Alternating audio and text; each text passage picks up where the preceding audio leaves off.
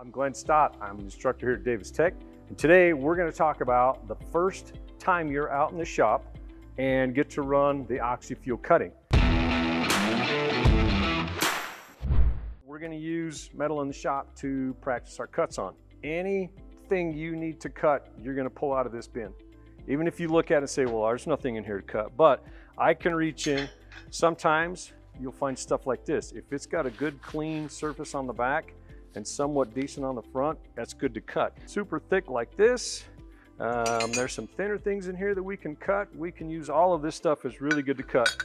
A lot of times they'll come back with something like that. They've tried to cut surfaces and shapes on, and it didn't go too well.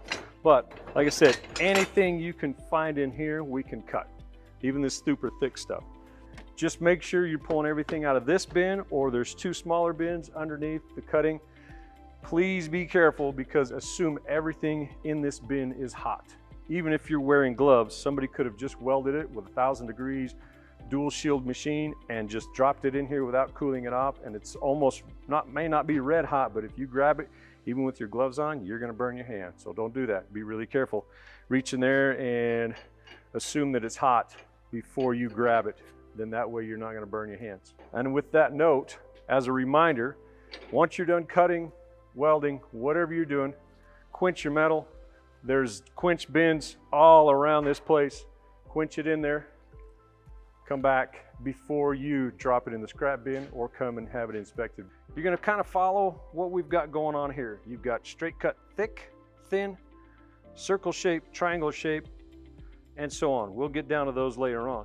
I'm gonna set this outside so I don't catch it on fire. The first one is thick OxyFuel.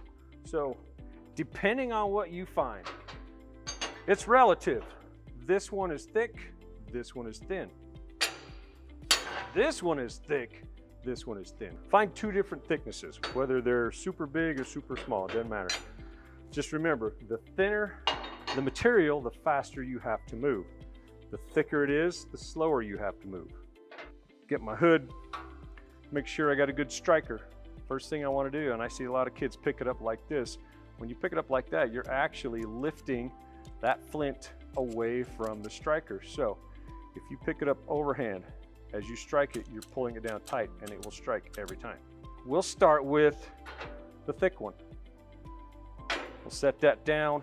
To make a good clean cut, you need to be fast, smooth, and steady. If I'm standing out like this, I'm not going to be any of one of those. So I need to get over here to where I can either lean, 3 points of contact, both feet and a hand, a hip, a shoulder, something that I can be nice and steady. If I'm like this, I'm not going to be able to move very far to get all the way across there. Before you know it, I'm twisting my back and I'm trying to go straight.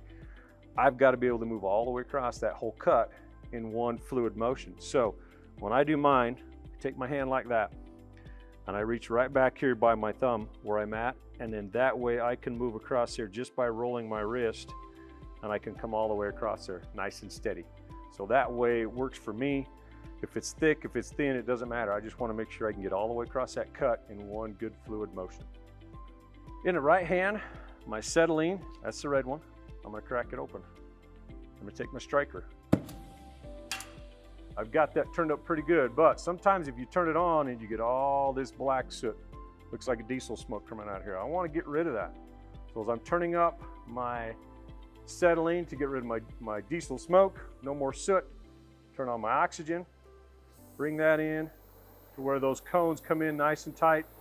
I squeeze my trigger to check. Those blue cones didn't change at all. So now I'm at a neutral flame. I'm ready to cut. I want to get down here nice and set. As I'm getting down in there, I start right at the edge and I get that thing starting to heat up. The idea with cutting, you're not actually melting the steel, you're rapidly oxidizing it. It's like rusting it really fast. So the idea is nice and steady and smooth across there, because I see kids over here going like this, back and forth. What are you doing? Well, I'm preheating it. You don't need to preheat it. The only thing you need to preheat is just the edge to get it to start oxidizing or rusting, and then you can move across there pretty quick. Nice clean cut. I'm looking for the top This corner right here, nice and sharp. Very little dross on the back.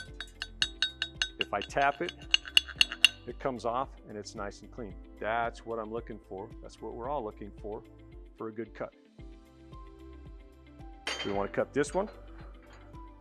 We can set him up there, find a kind of a flat spot to set him on. I can even set it on top of this one, but I got to make sure that I'm not cutting through this layer into that one. It'll push back up at me. So I'm going to hang it off the front a little bit.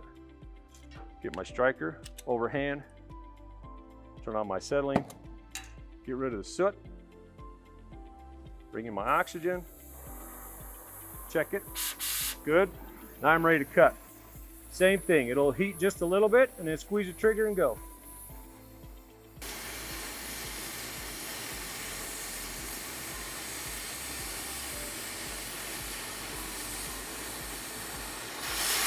Now I've got a nice, clean cut on my thin stuff.